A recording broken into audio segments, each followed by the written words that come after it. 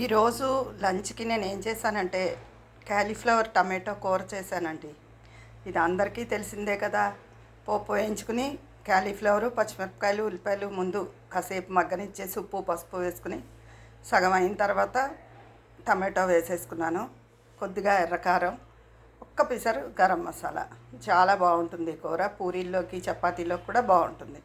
అయితే మా నాన్నగారు ఈ కూర తినరు, అందుకని ఆయన కోసం వంకాయ కొత్తిమీర కారం కూర చేశానండి. తర్వాత మెంతి మజ్జిగ చేశాను. నిన్న ఎవరో అడిగారు మెంతి మజ్జిగకి పోపు ఏంటమ్మా అంటే చెప్పాను, వాళ్ళకి రిప్లై ఇచ్చాను. అయితే పేరుకి మెంతి మజ్జిగ కానీ ఇందులో ప్రధానమైనది వాము. వాము మజ్జిగ అనాలి నిజానికి. వాము వల్ల మన పొట్టకి ఎంతో మంచిది. వారానికి 2 సార్లు తప్పకుండా కొద్ది లైట్గా చిరుపులుపున్న మజ్జిగతో ఇది చేసుకుంటే అది మన పొట్టకి ఎంతో మంచిదండి. వాము చెట్టు కూడా ఇంట్లో వేసుకోవచ్చు. చిన్న కొమ్మ వేసేస్తే చక్కగా వచ్చేస్తుంది, బోల్డ్ అయిపోతుంది. ఆ వామాకులు కూడా కట్ చేసి వేసుకోవచ్చు.